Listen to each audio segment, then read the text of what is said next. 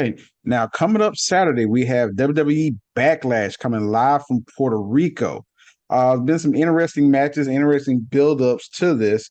The main event will definitely be Cody Rhodes versus Brock Lesnar, especially considering what happened when Lesnar turned on for the tag team match to give Cody another title shot. We also have Sami Zayn and KO, the undisputed tag team champs, teaming up with Matt Riddle to go against the Bloodline, Jimmy and Jey Uso, and Solo Sikoa. And we also have a triple threat United States Championship match between Austin Theory, Bobby Lashley, and Bronson Reed. We also have the Raw Women's Championship, Bianca Belair taking on Io Sky. We also have SmackDown Women's Championship as well. Rhea Ripley, the champ, going against Selena Vega. We have a random match, Seth Rollins versus Omos. Don't know where that one came from. No. And we're actually going to have a street fight with the host of Backlash, Bad Bunny, taking on Damien Priest. So, fellas, let's start with that match, Bad Bunny and Damien Priest. What are going to be your predictions for that match? The way Bad Bunny swings the kendo stick, I think it'll be a pretty good match. Honestly, he looked out of place with that. Do you think they're going to put him over? I think so. I think that's the reason for it being a street fight, because when there's anything goes, then the celebrity or the non-wrestler has more of an advantage. If this were a one-on-one straight up match, then absolutely not. Damien Priest is a professional wrestler, Bad Bunny is not, so Priest would go over. When you got a street fight and anything goes, you can pull out any kind of surprises. I mean, Johnny Knoxville beat Sami Zayn at WrestleMania because it was anything goes, and look what happened. So I think Bad Bunny is going over here. I agree with you now. I think that you explain it that way. Yeah, and I don't think Bad Bunny's terrible, honestly. Oh no, far from it. From it. Hell, he had a match with Miz and Morrison, and he flat out performed. So and the Rumble. Don't forget the Rumble. I mean, yes, he did in the Rumble too. Yes, he did. I mean, for them to put him in a one-on-one match, they obviously see something in him. So I think it's going to be a good match. It may actually steal the show for all we know. But yeah, I think it's going to be good, and Bad Bunny's going over. He's one of those guys that he's not a wrestler, but he respects the business. And we've talked about that on a multitude of occasions. And he's not going to go out and embarrass himself. So yeah. I'm going to go Bad Bunny to go over on this one. And Damien, they're good friends in real life. So he's definitely going to do everything in his power to protect him. And he's going to make him look good. Make him, I was getting to that, but he's going to make him look good in the process. Bad Bunny's going over. Yeah. I think there will be some help from LWO with that as well, because we know Judgment Day will get involved. So the LWO will cancel them out. And like you guys said, I definitely think Bad Bunny's going over. Yeah. Nutsy?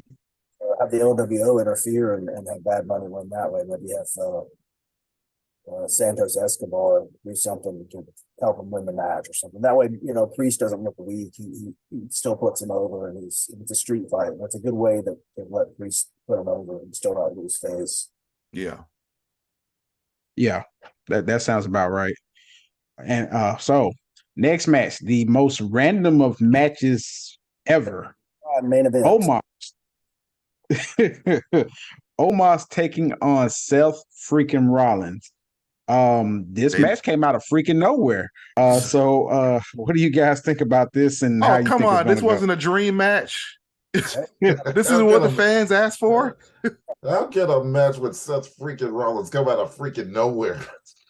I mean, I was hoping they would at least explain it on TV, like on Raw. I thought they were going to cut a promo, explain why the match was going down. It literally came out of nowhere. They just showed up and said, "Hey, we're going to fight, and I'm going to beat you, Omos." No reason, no explanation as to why. This is not a pay-per-view match. This is a Raw match. It's like a Raw semi-main event. Not even a pay-per-view. Just Seth Rollins versus Omos. That's just the match we're having. It's on the pay-per-view, and there's no reason. Just because. I mean, it's like a house show main event. Why? Yeah. I don't know. This screams Vince. This screams Vince. There's no other way to put it. I'm sorry.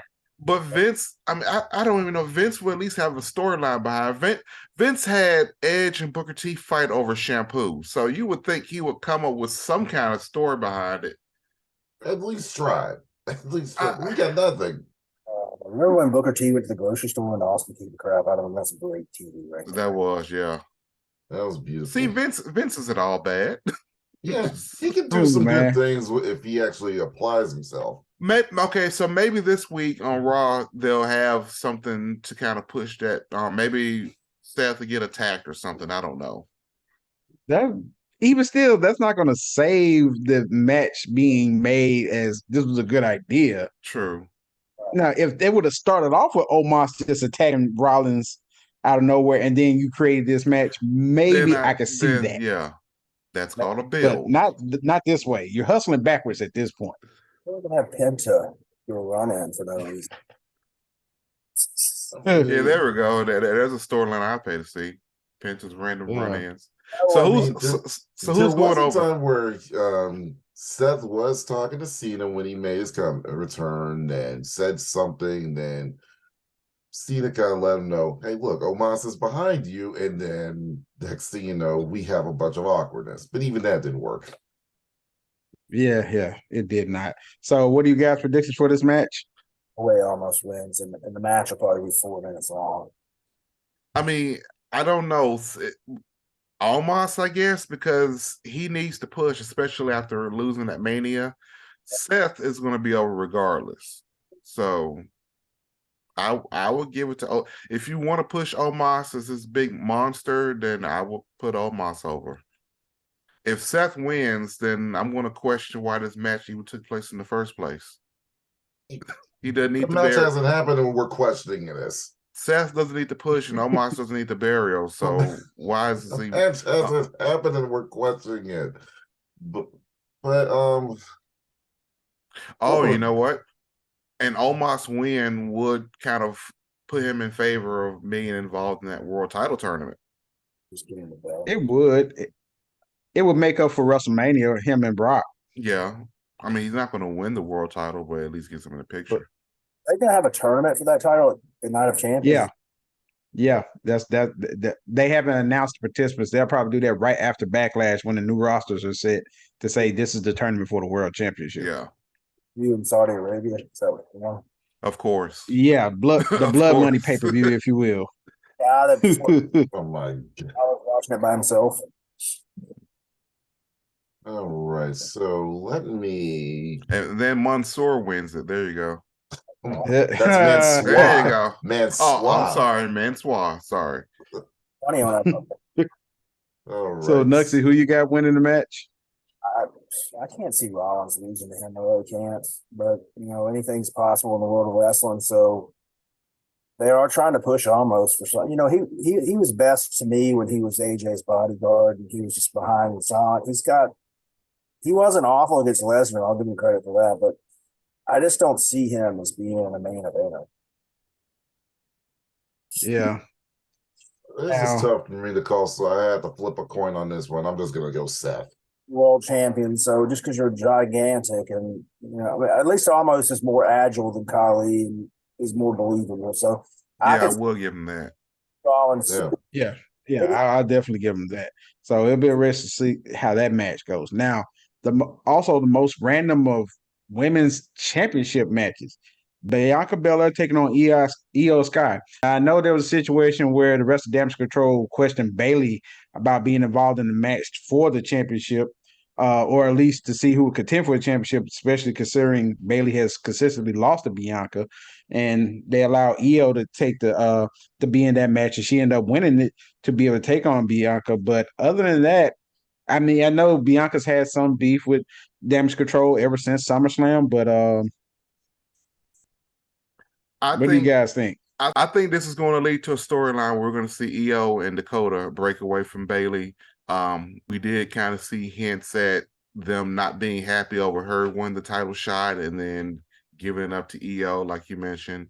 So I think this is going to kind of break away that group, which is sad because aside from winning the tag titles, they didn't really do much. They weren't the unstoppable force in the women's division. They just got on people's nerves a bit. As far as who's going over, I don't see Io winning it. I would love to see Io win a world championship in the future, but this ain't it. Not yet.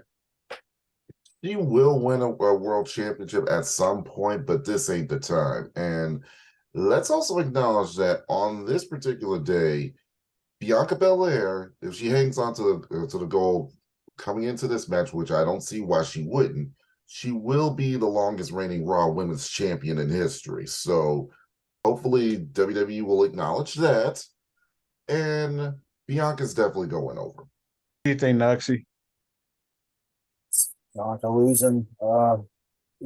She's a pretty good wrestler, but I don't see them taking the belt off Bianca. But I do see, like you guys were talking about, I do see them breaking up damage control at the same time. I think Ronda Rousey getting hurt put a wrench in a lot of plans because her and Shayna Baszler were supposed to be the tag champs. I think at one time Ronda broke her arm or hurt her arm or something. So I think that kind of put a wrench in a lot of plans. Yeah, I'm with you guys. I think for the most part, Bianca is going to win this. I think it's going to be a very entertaining match. The high flying of Io going against the power and strength of Bianca, which always makes for, compromising styles, always can make for some good matches. So I think it will be some real good storytelling in that match. And the other women's championship match, SmackDown Women's Champion Rhea Ripley taking on Selena Vega. Of course, we know there's been beef between Judgment Day and the LWO. So, of course, Selena just asked for a title match and she got it. But it does kind of tie into the beef overall between the two groups. So how do you think that match will play out? Obviously, Rhea's going to win, but I think Zelina's going to put on a good showing. I think we're going to really see what she can do in the ring. We haven't gotten a lot of that, but I think she's going to put on a good show. And she's going to come close, but of course, Rhea just won the belt, and she's the big heel powerhouse. I think Rhea's keeping that belt to next year's WrestleMania. So, yeah, Rhea on this one. Well, Zelina's going to do a good job. Well, technically, she'll keep that belt until she exchanges with Bianca Belair. Well, but yeah, I get what you're saying. But Zelina Vega can put on a good match when given an opportunity, and I think this is definitely going to be a test for her. She obviously Rhea Ripley will go over, but if Zelina Vega can put on a good show, then we may see her in the title picture at some point. And I would love for her to put on a good show, which I think she will. And she seems like a really good person. Doesn't really have any issues with the locker room, and again, this is just like with Io Sky and Bianca Belair with the compromising styles. Of course, the old saying, styles make fights. Rhea Ripley will go over, but I think Zelina will put on a good show and come close, but perhaps just one or two moves. She'll fall one or two moves short. I think there's an obvious storyline tie-in because she's in the LWO and they've got heat with the Judgment Day. And she's also Puerto Rican, so don't forget that. That's a good. Yeah, so that's going to give her, the hometown advantage and the hometown pop. Yeah. I don't like the female Rey Mysterio because Zelina's not the biggest girl in the world, and Rhea's pretty good size lady. So, and having him kind of mentor her is a cool thing. I saw he was talking to her and telling her just to go with her heart and use her heart and her head in the match, and she'll have a chance. I think it'll be a great match. I think they'll let her, show what she can do. But obviously Rhea just won the belt and they're pushing her hard, so she's not going to lose. I don't think. But it's cool to tie in her nationality, and I don't have a problem with that. It makes sense. It's not like the almost Rollins match they just pulled out of left field from somewhere. It has a storyline, and you have her being Puerto Rican, so there's that. So yeah, and I'm sure her husband has taught her a thing or two. So Malachi being her husband, I'm sure she's obviously in great shape if you've seen her abs. Good Lord. So she yeah, definitely. I just think you spent so much building the story with Rhea being able to win this championship. She's definitely not losing it now. But because, they typically with the hometown, they want to make sure the hometown people get something. So there'll be something after the match that Selena does.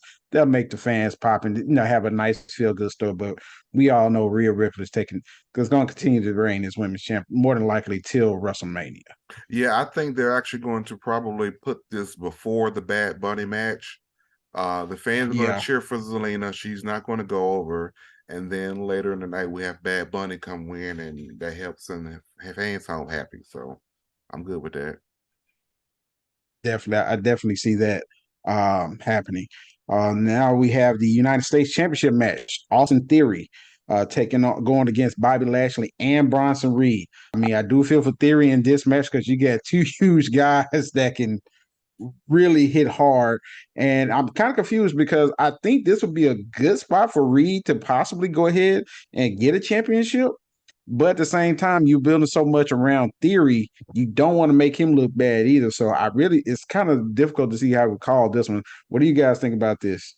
So, in my opinion, the smart booking here would be to make Lashley look like a monster, make Bronson look like a monster, have them go in and absolutely destroy each other, have them destroy Theory, and have Theory barely squeak by, cheat to win. I think Theory should go over, but in the process, they should make Lashley and Reed look really good to the point where you have to wonder, man, how did Theory escape?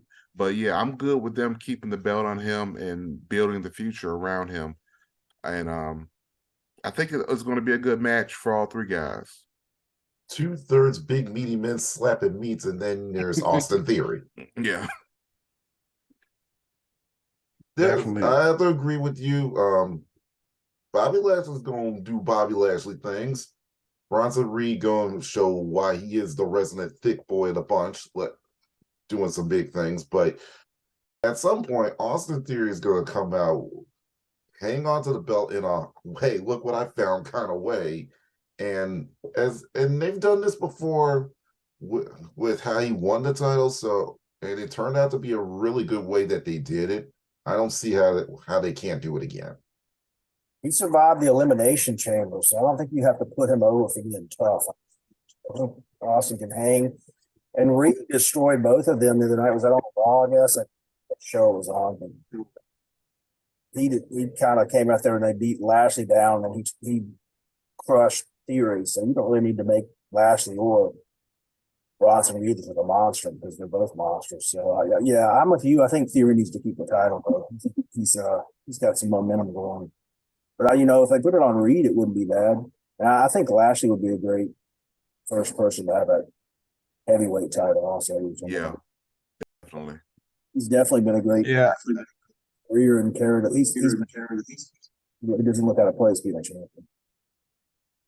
Yeah, I'm with you guys. I think Theory retains, and this is a good way to set up a possible program between Bobby and Reed to possibly take it on maybe through SummerSlam or something to that effect, because those guys, they can put on, I think they can put on a nice series of matches, just those two alone. But yeah, you put so much into Theory and trying to validate him being pushed the way he's pushed by giving him a U.S. title. So you have to make sure he retains out of this in order to keep that momentum going. So I think that's going to be a very good match. I think it'll kind of be like how Edge used to kind of eke out those championship matches. Like all of a sudden he comes in out of nowhere. Next thing you know, he gets the pin, Yeah. So I think it'll be something to that effect. But and that's how you build up a heel champion. You build them up to where people are desperate to see someone come beat this guy. This guy always gets away with the belt. Who's going to finally come and beat him? And when he finally does drop it, it's going to be a big deal. Plus, it's a triple. And if he had to, there's no DQ, so he could hit somebody with a chair or whatever if he needed to. Yeah. And when he does win, which he will, he's going to put it in your face, and he's going to make you hate him even more for it. There you go. And he'll be doing that on SmackDown. for the most part. Then we'll have Sammy and KO teamed up with Riddle to go against the Usos and Solo Sikoa. We know the history there. We know Riddle's been thrown into this, but it's actually turned out to be a nice little program between Solo and Riddle, even though it's kind of random, but I think that's going to lead to something down the line. So how do you think this guy's going to play out, especially since the Usos just lost their chance to be relevant by losing to KO and Sammy for the tag team championships yet again? Yeah, I'm curious how this is going to go because of them recently losing the tag title match. I'm sure Roman is going to threaten them. So I can't really call this. It just depends on how they want the storyline to go.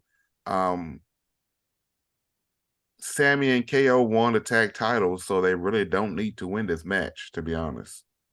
So if I have to pick one, I'm going to say the Bloodline has to win it. And I mean, they have to win it. Like, Roman's going to come down on them, especially after what happened on SmackDown. So let's say Bloodline. And this is going to be a really tough to call, and it's going to be interesting to see what happens on Raw tomorrow.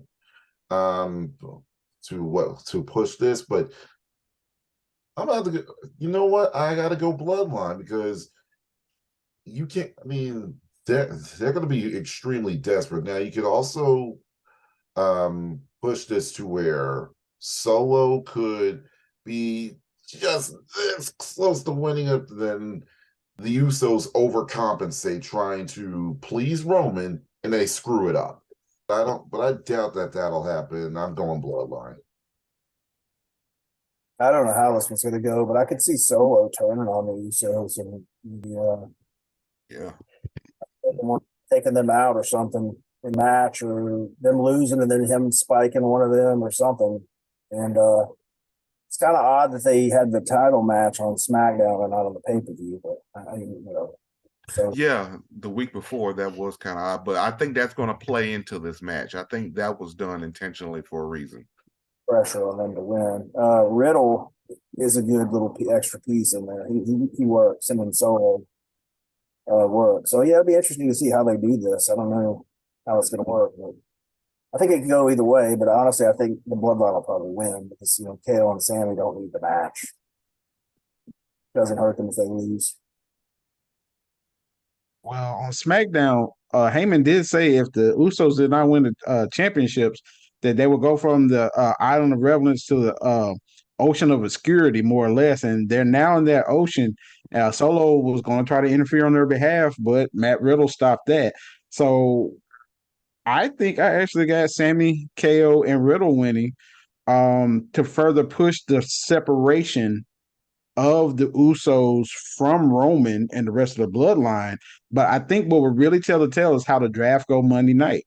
I think the draft will actually give an indication of which way they're going to go. If the Usos are drafted to Raw, I think they are going to lose at the pay-per-view. If the Usos are drafted to SmackDown with Roman and the rest of the bloodline, I think they will win.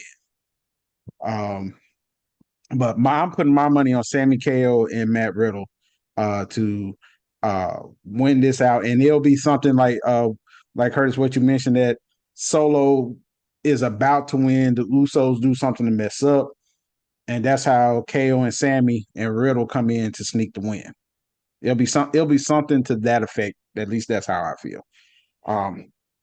So moving on to the main event of the night: Cody Rhodes and Brock Lesnar. We've seen how this has been built up, even though it was randomly, it seemed kind of random, but it actually makes sense because, and they didn't define why Brock did it per se, but it makes, you could draw your own conclusion on why that happened. But I think it's going to be a very interesting match between the two, and I think they're going to put on a great match. So what do you guys predict for this match? Cody, absolutely. It's got to be Cody. Why would you bury him further? Brock obviously doesn't need it. Plus, there's more of an advantage for Cody to win than there is for Brock. If Brock wins, it's Brock just destroying some other guy.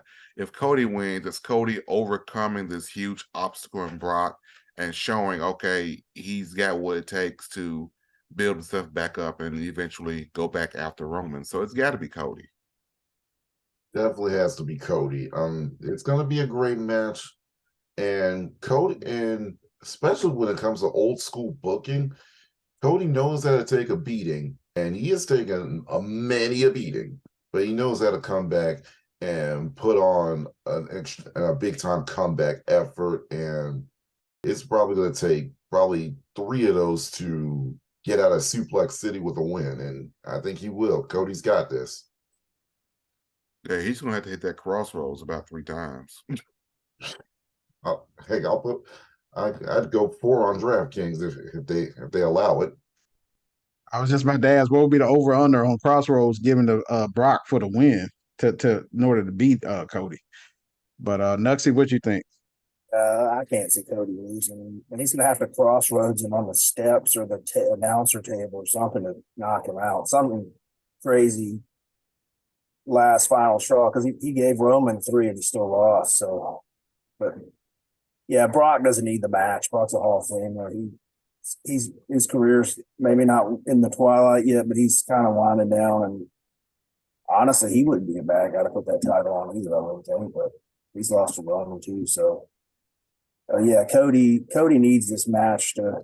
I mean, who knows what they're going to do with him, but I can't see Brock winning, or maybe you have a no contest or something. I don't know, something crazy, but yeah, I think Cody's going Yeah. to Cody does need it. I will say that.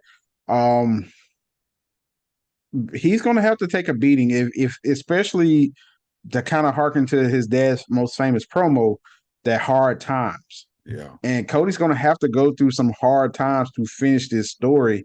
And it would not surprise me if Cody took a loss here. I'm not saying he should, not for the momentum he's building, but to kind of feed into the hard time to complete the story.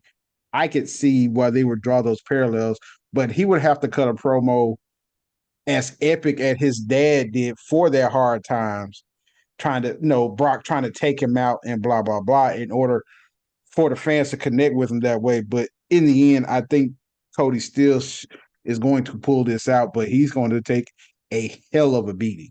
Yeah. And I think that beating is going to be, yeah.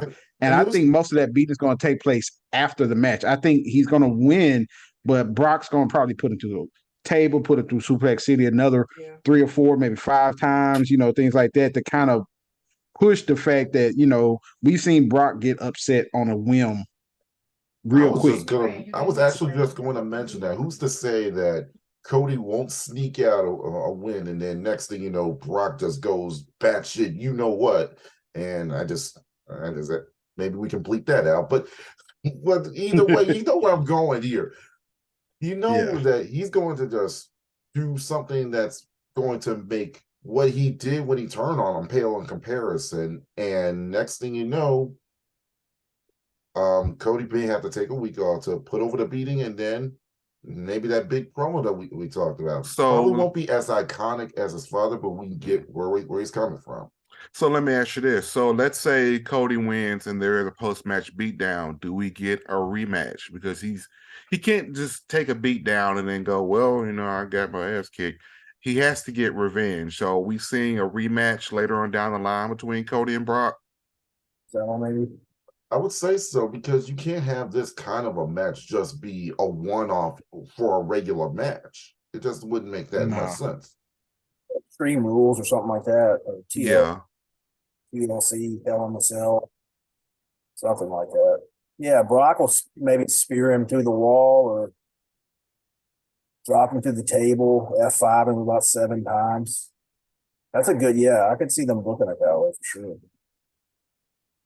Yeah, more than likely, that's probably the route they're going to go with that. And with a blow-off match at some point, I doubt they'll milk it all the way through to SummerSlam, but it wouldn't surprise me if they would try to, but more than likely Extreme Rules, something to that effect, or some type of match like that, whether it be on Raw or pay-per-view in June or July, that they'll probably try to wrap that up as far as them extending out this storyline. So you guys tell us what you think. How do you think the Backlash card is going to go? Be sure to drop a comment below. Who knows? If enough of you comment, we'll actually read your comments in our next video. Be sure to drop a like, subscribe to the channel, hit that notification bell next time we drop a channel. And Clinton, where can they find us on Instagram? It's at Ringside right now on IG. On IG. And Nuxie, where can they find you on YouTube? Nuxie and Waddy's World of Wonder. That's youtube.com at NUCKSY. I can't spell it. All right. So, everybody, once again, for Clinton, Curtis, and Jonathan, I've been Pierre. This has been Ringside Right Now. Let's ring the bell. Yeah,